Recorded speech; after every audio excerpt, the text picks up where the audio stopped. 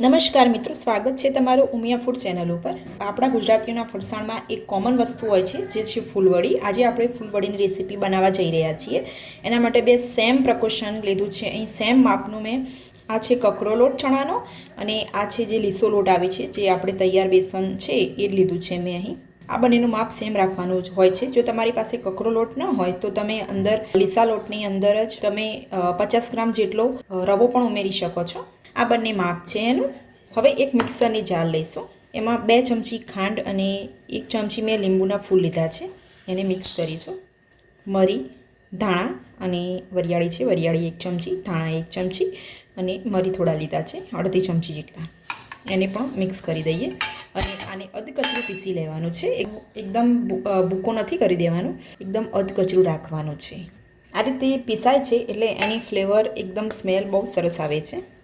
હવે આપણે લોટ બાંધીશું। અહીં આપણે પરાત લઈશું, એમાં કકરો લોટ અને લીસો લોટ લઈશું, બધો જ ભૂકો લઈ લઈશું।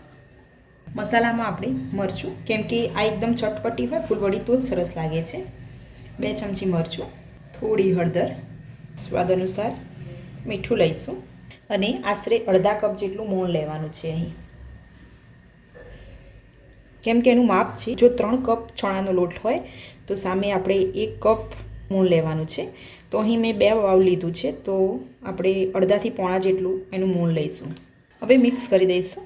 આનું એક માપ છે, 3 વાટકી ચણાનો લોટ, 1 વાટકી મોણ, 1 વાટકીથી ઓછી થોડી ખાંડ, અને તમે ખાટું દહીં હોય તો 1 બાઉલ લઈ શકો છો, પણ અહીં મેં જેવું આપણે બહાર પ્રસંગમાં હોય છે એમાં એ લોકો આ રીતે લીંબુના ફૂલનો જ ઉપયોગ કરતા હોય છે। મોણ થોડું આગળ પડતું લેવાનું છે। લીંબુના ફૂલ લેવાથી ફૂલવડી થોડો લાંબો સમય સુધી ટકી રહે છે, જે દહીંની કમ્પેરમાં। થોડું થોડું પાણી ઉમેરતા જઈશું અને લોટ બાંધતા જઈશું। આનો લોટ એકદમ કડક બાંધવાનો છે, કેમ કે આપણે હજુ રેસ્ટ આપીશું અડધોથી પોણા કલાકનો, તો આ લોટ ઓલરેડી ટાઈટ થઈ જશે।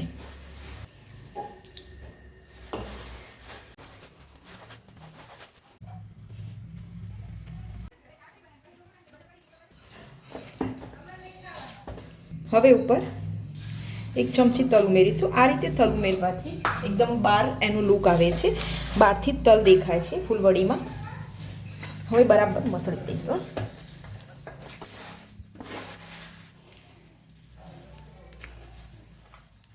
હવે આ લોટને એક વાસણ પર મૂકી અને એને લગભગ અડધોથી પોણો કલાક સુધી રેસ્ટ આપીશું।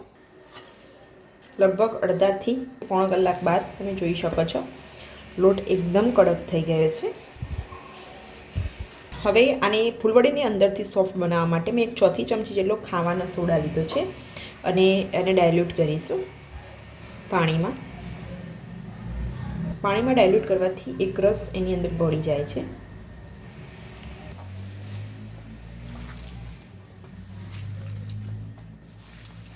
થોડું બીજું પાણી લઈશું। આ રીતે પછી થોડો લોટ ઢીલો કરવાનો છે, એટલા માટે જ પહેલેથી જ આપણે એ લોટને કડક બાંધીશું। જો સહેજ ઢીલો લોટ બંધાઈ જશે તો એ એકદમ ઢીલો થઈ જશે। થોડો મસળી લઈશું અને પાણીવાળો હાથ કરતા જવાનું છે અને એને મસળતા જવાનું છે। આ રીતે લોટની કન્સિસ્ટન્સી હોવી જોઈએ, એકદમ કડક પણ નહીં અને એકદમ ઢીલો પણ નહીં। હવે આ રીતનો ફૂલવડીનો જારો આવે છે, એ ફૂલવડીનો જારો લેવાનો છે। આ રીતે તેલ ગરમ કરવા માટે મેં મૂકી દીધું છે, તેલ ગરમ થઈ ગયું છે। હવે ગેસની ફ્લેમને થોડી લો કરી દઈશું અને આ રીતે જારાને કઢાઈની અંદર મૂકીશું। હવે પાણીવાળો આ રીતે હાથ કરી લેવાનો છે અને પાણીવાળો હાથ કર્યા પછી આ રીતે આપણે લોટને પકડીશું। હવે આની પર મૂકીશું। ગાંઠિયાની અંદર આપણે ઘસવાનું હોય છે, જ્યારે આની અંદર આ રીતે દબાવવાનું હોય છે।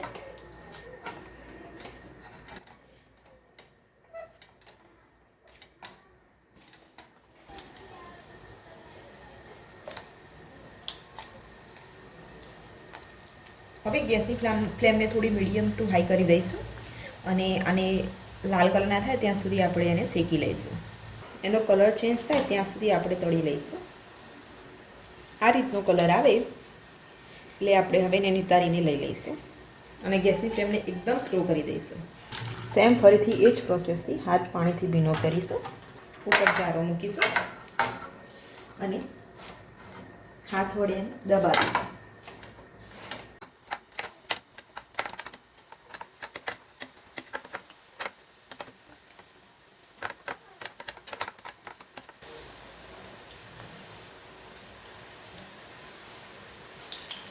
લઈ લઈશું. તરતના તરત અંદર જારો એડ નથી કરવાનો, કેમ કે એકદમ ઓછી હોવાથી તૂટી જાય છે. ચેક કરી લઈશું.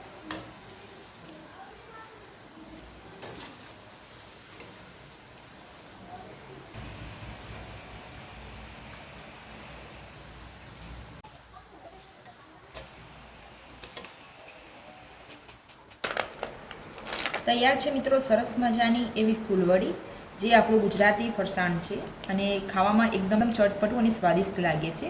આ માપથી તમે ફૂલવડી બનાવશો તો એકદમ સ્વાદિષ્ટ થશે. તમને એક ખોલીને પણ હું બતાવું છું. અંદરથી એકદમ પોચી બની છે, તમે જોઈ શકો છો, અને બહારથી ક્રિસ્પી છે. જો તમને મારી આ ફૂલવડીની રેસીપી પસંદ આવી હોય તો મારા વિડીયોને લાઇક કરો, શેર કરો અને મારી ચેનલને સબસ્ક્રાઈબ કરવાનું ભૂલતા નહીં. ધન્યવાદ.